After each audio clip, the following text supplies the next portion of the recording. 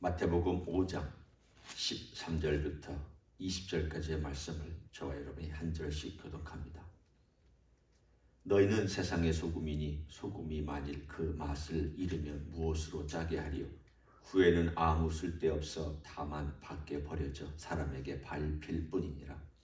너희는 세상의 빛이라. 산 위에 있는 동네가 숨겨지지 못할 것이요 사람이 등불을 켜서 말 아래에 두지 아니하고 등경 위에 두나니 이러므로 집안 모든 사람에게 비치느니라. 이같이 너희 빛이 사람 앞에 비치게 하여 그들로 너희 착한 행실을 보고 하늘에 계신 너희 아버지께 영광을 돌리게 하라.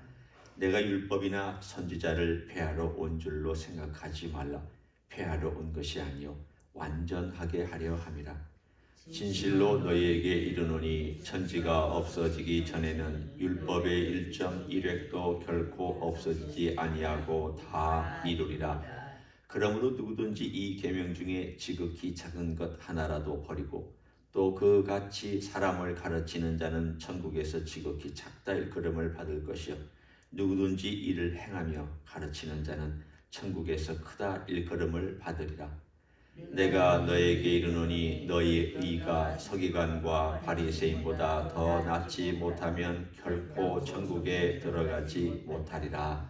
아멘. 산상수훈은 보기만 하라고 있는 말씀이 아닙니다. 듣기만 하라고 있는 말씀도 아닙니다. 지키라고 있는 말씀입니다. 그 말씀은 우리가 천국 시민으로 이렇게 사는 것이 천국 시민이다. 이걸 먼저 보여주고 이걸 지켜야 한다라고 하는 당위성도 보여줍니다.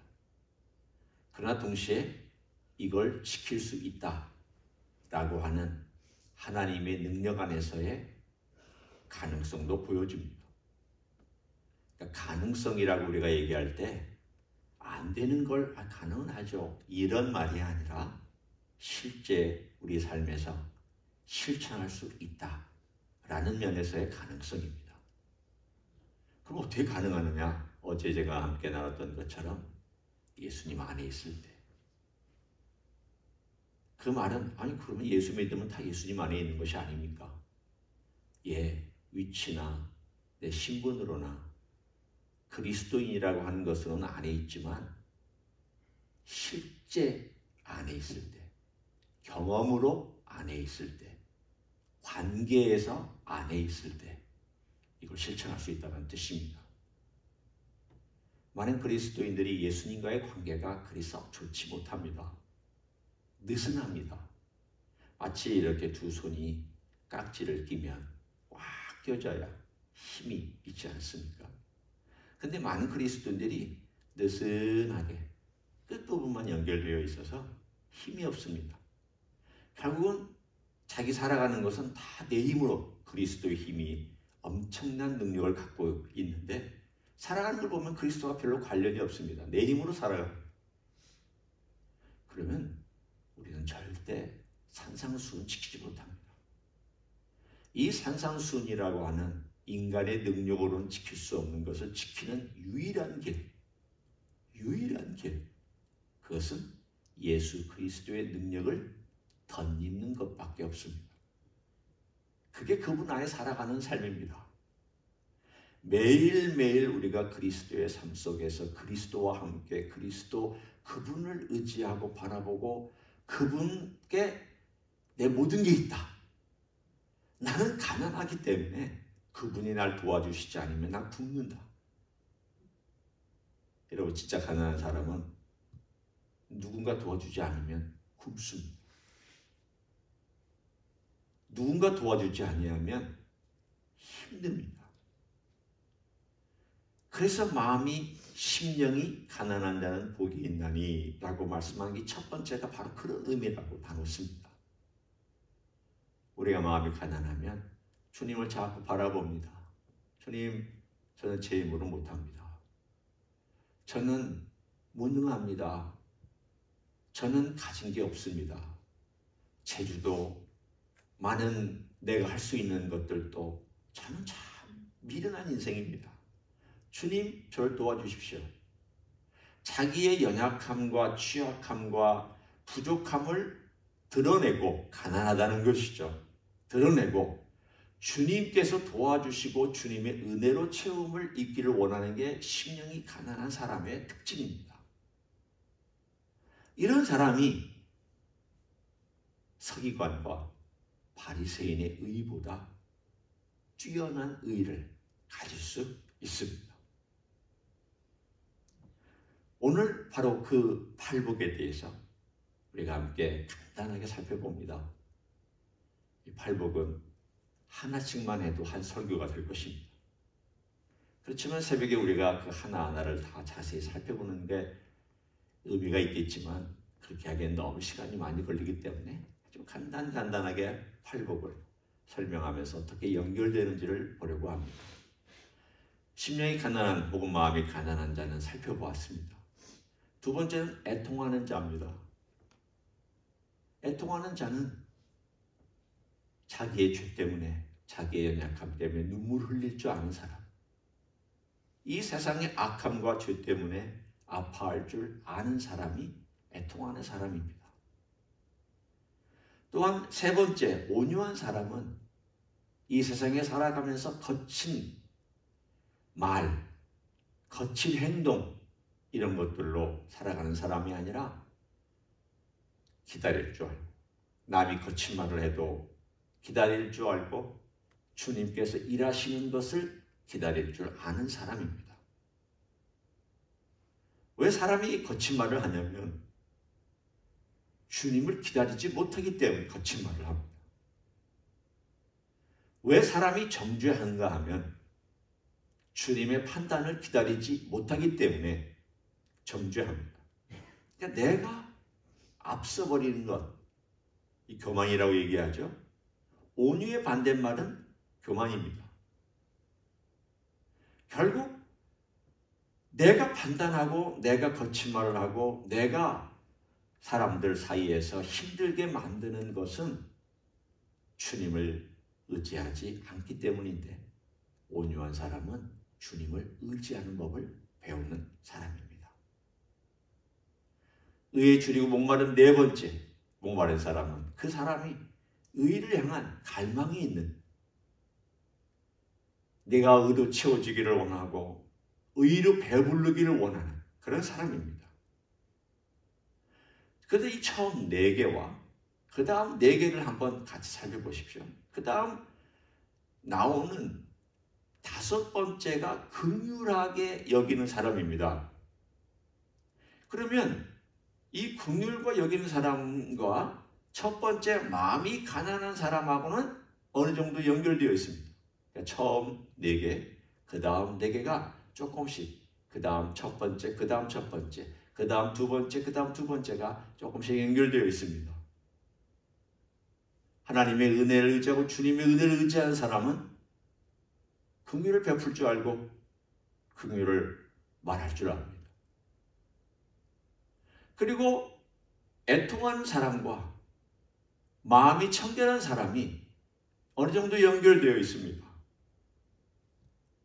여러분, 애통해야 깨끗해지고 회개할 줄 알고 씻김받고 마음이 청결해집니다.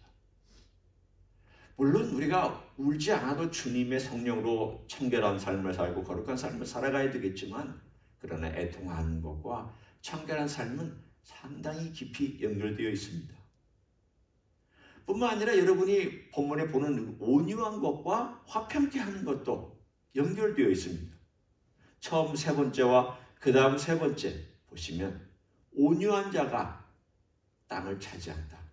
화평케 하는 자가 하나님의 아들이라 일컬음을 받는다.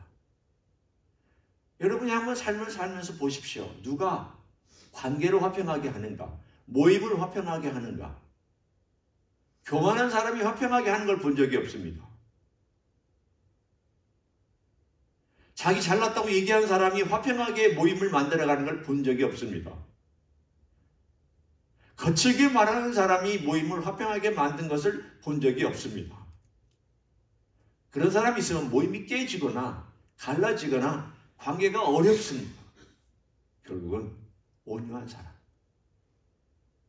함부로 판단하지 아니하며 함부로 정죄하지 아니하며 주님께 맡길 줄 알고 기다릴 줄 아는 그 사람이 화평을 가져오는 사람입니다. 의에 줄이고 목마른 자가 의 때문에 핍박받을 수 있는 사람입니다. 이 네 가지, 처음 네 가지, 그 다음 네 가지, 물론 다른 모든 것들도 서로 연결되어 있습니다.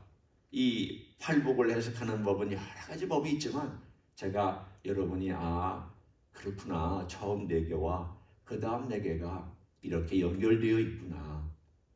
그러면 내가 살아가는 동안 이 팔복이 우리 주님께서 산상수훈을 시작하면서 복이 있는 자로 또 천국은 그들의 것이라고 말씀해 주셨는데 내가 천국 시민이라면 이렇게 살고 있느냐. 우리는 늘 이 팔복을 자기 머릿속에 마음속에 생각할 필요가 있습니다. 잘 보십시오. 흥미로운 것은 5장 3절에 심령이 가난한 자는 복이 있나니 천국이 그들의 것이미요 라고 말씀하셨고 10절을 보십시오. 8번째 복입니다. 의를 위하여 박해를 받는 자는 복이 있나니 천국이 그들의 것이미요. 처음 시작을 천국이 그들의 것이다. 마지막도 천국이 그들의 것이다. 그리고 처음은 마음이 가난한 자로 시작했고 마지막은 의를 위하여 핍박받는 의로 마감을 했습니다. 그리고 천국으로 시작하고 천국으로 이 산상수훈을 마치셨습니다. 결국 천국으로 이 앞과 결론이 맺혀져 있고 이 사이에 이 8가지가 다 들어있는 셈입니다. 천국은 이런 아름다운 하모니가 있는 것이구나. 이 8가지의 아름다운 하모니가 형형색색 아름답게 리듬과 박자와 음정과 다양한 것들로 하모니를 이루면서 만들어내는 합창과 같은 것이고 오케스트라와 같은 것이구나. 여러분, 합창은 어느 것 하나 빠지면 안 됩니다. 오케스트라도 다 소리가 어느 것 하나 빠져서는 완성되지 못합니다. 이 8가지가 각각의 화음과 각각의 것들을 가지고 천국 시민의 특징들을 가진데 저는 마음이 온유하지만 저는 청결하지는 않습니다. 이런 말은 통하지 않는다는 뜻이 8가지는 다 우리들에게 필요한 것들이고 꼭 삶을 살아야 되는 것들입니다. 그러면 이게 어떻게 가능하느냐? 제가 여기다가 예수님의 이름을 넣어서 읽을 테니까 들어보십시오. 그리고 그것이 맞다면 여러분은 속으로 그렇구나 라고 고개를 끄덕이시고 그것을 그대로 받아들이시면 됩니다. 예수님은 심령이 가난한 사람이었습니다.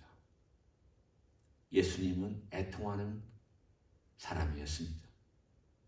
예수님은 온유한 사람이었습니다. 제가 지금 과거형을 쓴 것은 예수님이 이 땅에 오셔서 공생애 동안에 하신 3년 혹은 33년을 생각하고 집어넣은 것이기 때문입니다.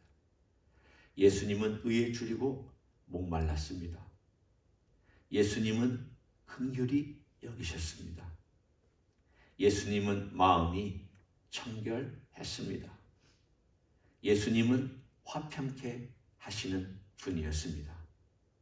예수님은 의를 위하여 박해를 받으셨습니다. 예수님은 가르치신 걸 가지고 그대로 사셨습니다. 예수님은 마음이 가난하게 하나님을 의지했습니다. 예수님은 인간의 죄와 아픔과 자신이 받아야 될 고통 때문에 애통해 하셨습니다. 예수님은 스스로를 표현하시기를 나는 마음이 온유하고 겸손하니 내게 와서 내게 배우라 라고 말씀하셨습니다. 예수님은 의에 줄이고 목말라서 그 의를 이루시기 위해서 이 땅에 오셨습니다. 세례 요한에게도 말하기를 이를 행하여 의를 이루자고 말씀하셨습니다. 예수님은 긍휼히 여기는 분이셨습니다. 우리를 긍휼히 여기셨고 불쌍히 여기셨습니다. 그래서 십자가까지 지셨습니다. 예수님 마음이 청결한 분이었습니다. 세상에 더러운 때와 욕심과 사심이 들어있지 않았습니다. 예수님은 화평케 하는 분으로서 하나님의 아들이라고 불리셨습니다. 아들이셨습니다. 세상에 화평을 가져오신 분입니다. 예수님은 의를 위하여 박해받았고 십자가에서 죽으셨고 그것을 완성하시기 위하여 기꺼이 자기 목숨을 들이셨습니다. 예수님 이 8가지를 직접 실천하신 분입니다. 따라서 실천하신 분이 우리를 도와줄 줄 압니다. 그분이 어떻게 마음이 가난한지를 가르쳐 주시며 그분이 마음의 청결함을 가르쳐 주시며 그분이 어떻게 살아가는지를 알려주시는 분입니다. 이걸 누가 가르쳐 주시는가 하면 성령께서 내 안에서 계속해서 예수님은 누구신가? 예수님은 누구신가? 예수님은 어떻게 화평을 가져오셨는가? 예수님은 어떻게 의에 줄이고 목마르셨는가? 이 모든 것들을 가르쳐 주시는 분이 내 안에 계시는 성령님입니다. 오늘 그것이 바로 우리가 읽은 13절부터 16절까지 이 모든 성품들이 어떻게 나타나야 되느냐? 우리가 읽은 본문입니다. 너희는 세상의 소금이다. 소금이 만일 그 맛을 잃으면 무엇으로 짜게 하리요? 후에는 아무 쓸데없어 다만 밖에 버려져 사람에게 밟힐 뿐이니라. 너희는 세상의 빛이라. 산 위에 있는 동네가 숨겨지지 못할 것이요. 사람이 등불을 켜서 말 아래 두지 아니하고 등경 위에 두나니 이러므로 집안 모든 사람에게 비치느니라. 주님이 하신 말씀을 잘 들어보십시오. 소금과 빛이 있습니다. 소금은 분자 구조가 변하지 않습니다. 대단히 안전한 분자 구조를 갖고 있습니다. 소금은 맛을 잃지 않습니다. 어느 경우에 소금이 맛을 잃느냐 하면 이 소금이라는 분자 구조에 찌꺼기들이 많이 달라붙으면 소금은 쓸데가 없습니다. 그래서 밖에 버려버립니다. 왜냐하면 이 소금은 아무리 해도 찌꺼기 때문에 그 맛을 낼 수 있는 소금의 양이 너무 적어서 이건 버려야 된다. 그러면 밖에다 그냥 가차없이 버립니다. 그러니까 불순물이 많으면 소금을 버립니다. 소금 그 자체 알맹이가 맛을 잃은 게 아닙니다. 소금에 들러붙어 있는 불순물 때문에 맛을 잃어버린 것에 불과합니다. 빛도 마찬가지입니다. 빛이 사라진 게 아닙니다. 빛이 그대로 있는데 덮어버렸기 때문에 빛이 나오지 못합니다. 아래 뒀기 때문에 빛이 흘러나오지 못합니다. 무슨 뜻입니까? 팔복은 우리 안에 있는 내면의 상당 부분을 강조합니다. 안으로부터 밖으로 나와야 된다는 것을 말합니다. 너의 삶이 이것들로 채워졌다면, 성령께서 예수 그리스도를 너에게 가르쳐줬다면 이것들은 또한 밖으로 나오게 되어 있고 이것들이 또한 밖에서 활동하게 되어 있다라고 말씀하고 있습니다. 마음이 가난하면 네가 정말 그리스도를 바라보는데 그 그리스도를 바라보는 그것이 긍휼을 베푸는 것으로 나타날 것이다. 착한 행실로 나타날 것이다. 네가 애통하느냐?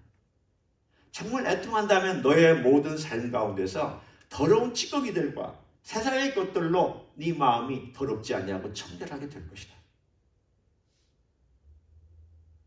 네가 정말 온유하냐? 마음이 정말 온유한 내면의 것을 가지고 있느냐? 그러면 너는 진정으로 이 땅에 사람들의 사이에서 평화를 가져오는 선한 영향력을 행사하게 될 것이다. 네 내면이 정말 의에 굶주리고 목마르고 있느냐? 그렇다면 너는 이 세상 가운데서 그 의 때문에 때로는 오해받기도 하고 핍박받기도 하고 곤고한 삶을 살아가게 될 것이다. 우리의 내면에 진짜 그리스도의 성품이 있다면 다 다 드러나게 되어 있고 나타나게 되어 있습니다. 그 얘기를 우리에게 해주시는 것입니다. 네가 진짜라면 너는 드러내야 되고, 네가 진짜라면 너는 이런 삶의 변화, 외부의 변화가 반드시 따라야 한다. 오늘 우리는 우리 스스로를 점검해 보기를 원합니다. 나는 그런가? 나는 이 8가지가 있어서 이 8가지가 또한 동시에 바깥으로 드러나며 우리 주님 제자로서의 삶을 살아가고 있는가? 우리 주님 도와주실 것입니다. 부족한 법은 알으시고 또 가난한 마음으로 주님 의지하시고 주님의 능력과 은혜와 사랑과 도우심을 간절히 구하는 자에게 주께서 놀라운 것들로 채워주실 줄 믿습니다. 그런 하루가 되시기를 예수님의 이름으로 간절히 축원합니다. 기도하겠습니다. 고맙습니다. 주님께서는 이 모든 것을 이루셨습니다. 주님은 마음이 가난하게 우리 주님 하나님을 의지하였습니다. 우리 주님은 애통할 줄 아셨고 우리 주님은 온유하시고 의에 굶주리고 목말라 하셨습니다.